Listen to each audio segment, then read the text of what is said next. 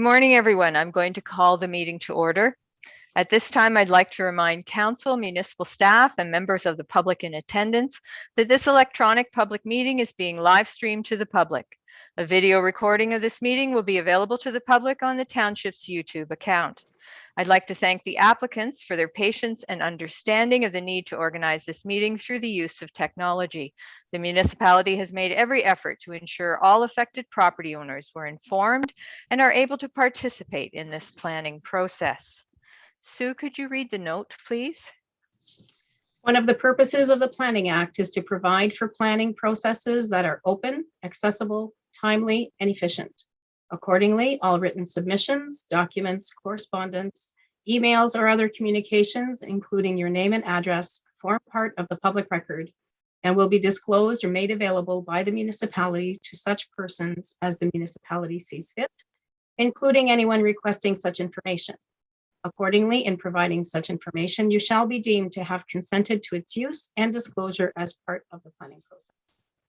Okay, thank you. Is there any disclosure of pecuniary interest this morning?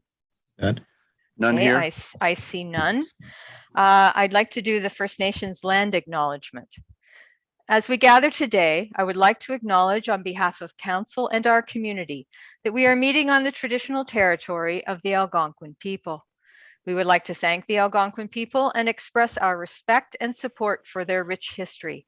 And we are extremely grateful for their many and continued displays of friendship. We also thank all the generations of people who have taken care of this land for thousands of years. The purpose of the meeting is to hear persons' comments in regards to zoning bylaw amendment application made by the applicant. The applicant is Pavel Watkowski, file number WAT-2022-03, and I will turn it over to Sue to take us through the report. Pages 5 to 11, you have a copy of the application made by the applicant, the owner, Pavel Watkowski, file number WAT-2022-03. Included in the application is confirmation that all affidavits and applicable fees have been paid. Under 4.2, you have the report from JP2G Landfill Site Impact Assessment dated February 16, 2022. The summary of that impact assessment states that based on the review, the subject site is not expected to be impacted as a result of waste transfer activity, landfill gases, or groundwater contamination from the Radcliffe Waste Site Transfer Station, and former landfilling activities.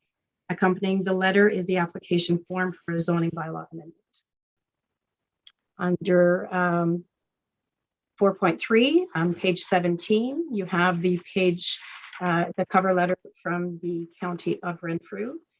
It is dated April 26th.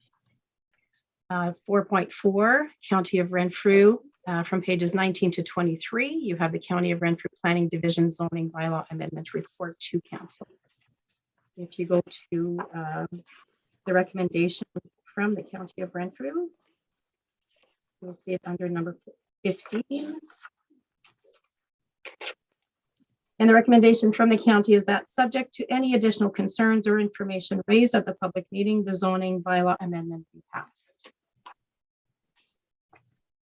Under item 5, the purpose and effect of the zoning bylaw amendment. The purpose and effect of the amendment is to rezone the property from rural RU to rural exception 41 RU-41 to reduce the minimum separation distance between a dwelling and an active or inactive waste disposal site from 500 meters to 411 meters.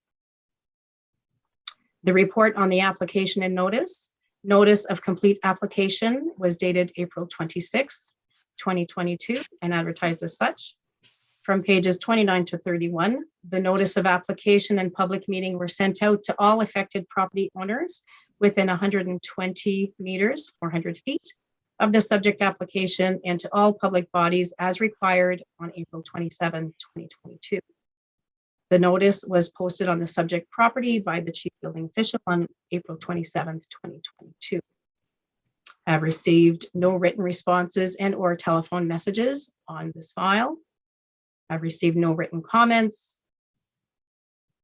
And I have a verbal report on general or telephone inquiries and or attendances at the municipal office. There have been none. to my knowledge, we have no one in attendance for oral or written presentation. You're muted, Mayor Love. Sorry about that. That's okay. There are no oral or written presentations by those in attendance. Is there any questions or discussion by council? None here. Okay, I see none. Sue, could you continue, please? Sue, it's my turn to say you're muted. Thank you. We do have a copy of the draft bylaw. The only change is that there was an error and it references Sherwood and not Radcliffe, and that change will be reflected when you approve it and pass it during the regular council meeting portion. Okay, thank you. And could you do the notification, please? Council is also required by section 34, 14.5 to inform the public at the public meeting of who is entitled to appeal to the Ontario Land Tribunal under sections 34.11 and 19 as follows. Section 34.11, if council decides to refuse an application or refuses or neglects to make a decision on an application within 90 days of the municipal clerk receiving the application, the applicant or the Minister of Municipal Affairs may appeal to the Ontario Land Tribunal by filing an appeal with the clerk of the municipality. Section 34.19, not later than 20 days after the giving of notice of the passing of the bylaw, the applicant, any person or public body who made oral submissions at the public meeting or made a written submission to council before the bylaw was passed, or the Minister of Municipal Affairs may appeal to the Ontario Land Tribunal by filing an appeal with the clerk of the municipality. Yeah, thank you very much. And with that, the meeting is closed. Thank you, everyone. The bylaw will be in your council package for the meeting that's to follow. Thank you.